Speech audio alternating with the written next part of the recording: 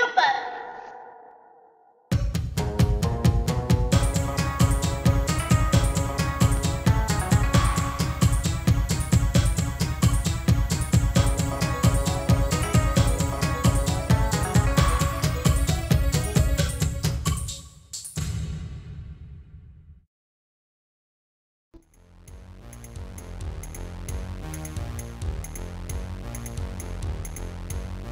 High school can be tough.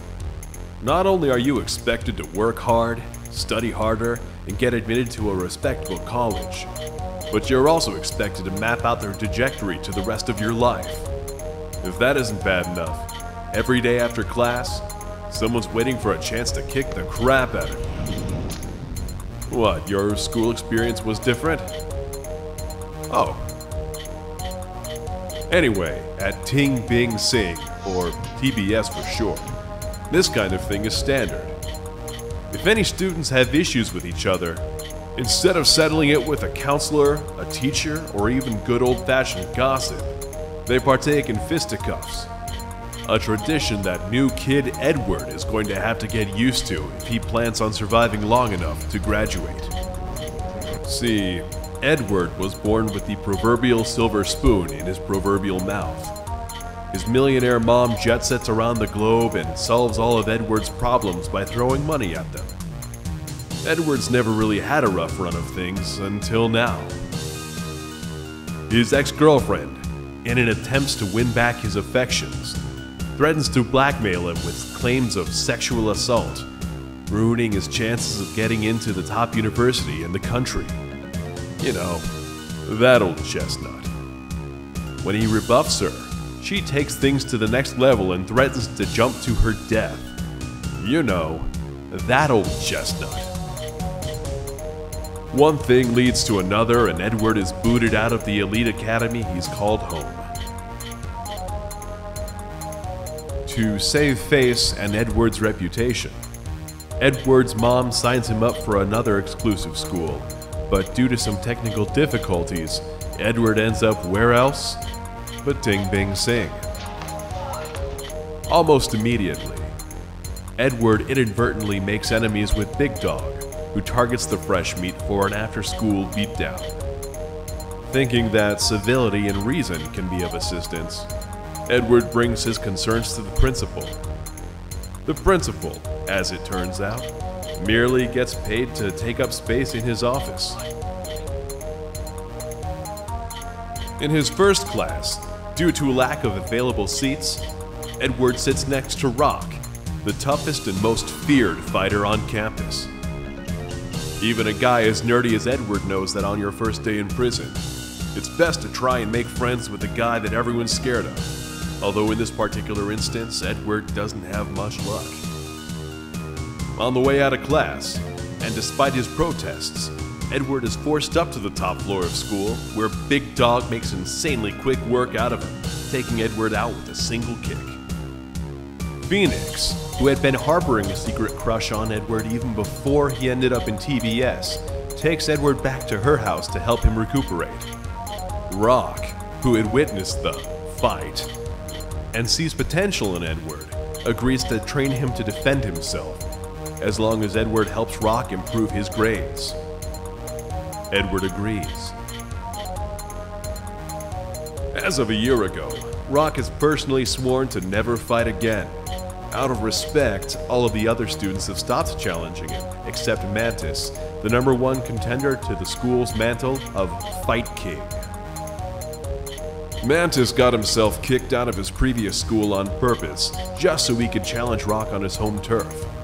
If nothing else, Mantis is a legit badass, although he can be kind of a dick about it. Mantis warns Rock that if Rock won't break his vow to fight him, then Mantis can make it happen one way or another.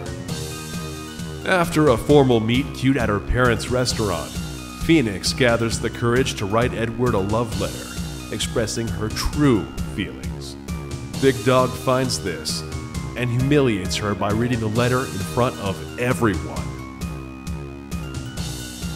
Edward isn't gonna stand for his newfound cutie pie boo being put on blast like that, so after class, It's back up to the top floor for round 2.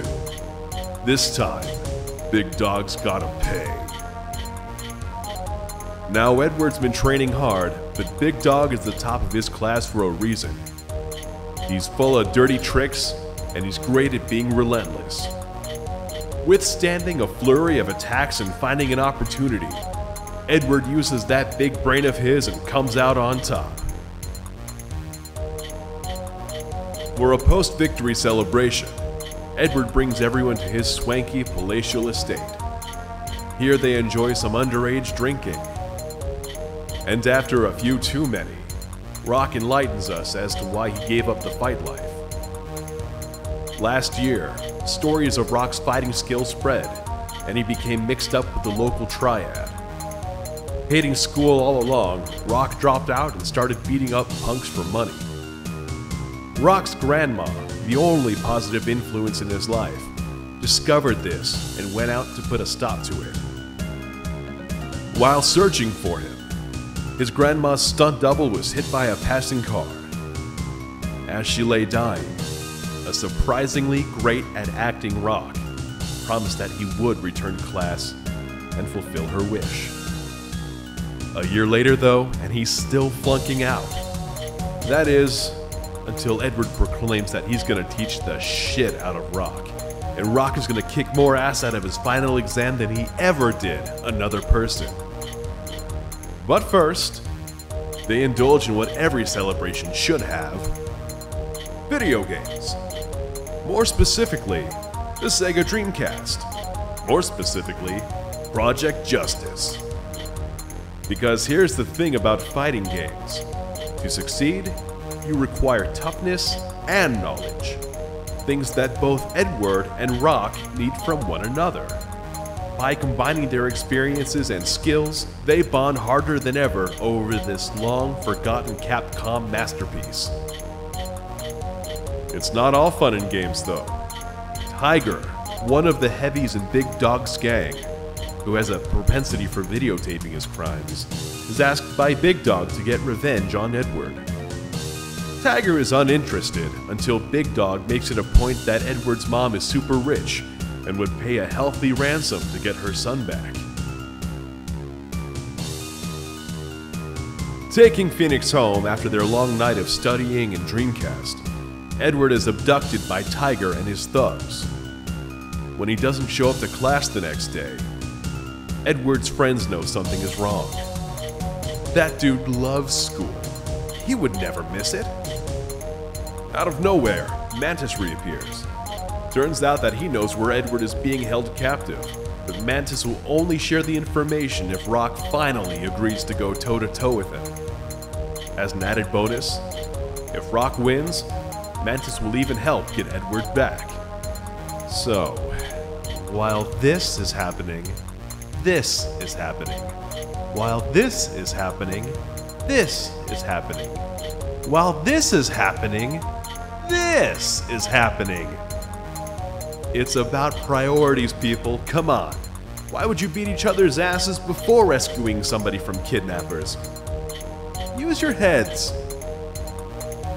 Naturally, Rock wins the duel as well as the respect and assistance of Mantis. Already battered and bruised, they storm the enemy compounds and lay waste to Tiger's cronies. Tiger himself proves to be a lot tougher than the help, as he's able to put down both Mantis and Rock with only a few moves. Better late than never, Big Dog's conscience takes over and he frees Edward. Instead of running, Edward searches deep within and uses his extensive fighting game knowledge and newfound toughness to beat Tiger with his own technique. With Rock's encouragement, Edward employs his Project Justice move list and saves the day for all. If nothing else, never forget this lesson. The Sega Dreamcast saves lives. Barely able to stand, much less focus on schoolwork, Edward, Rock, and Mantis nevertheless make it to the final exam, and despite his nerves, Rock passes. I mean, he barely passes, but he passes. So now that all of the bullying and studying are done, the only question left is, who is the new Fight King? My Schoolmate the Barbarian is light, fun fluff. It doesn't take itself too seriously, and honestly, neither should you. Hong Kong trash auteur Wong Jing is the mastermind behind this one, and you'd better believe we'll be covering more of his work in the future.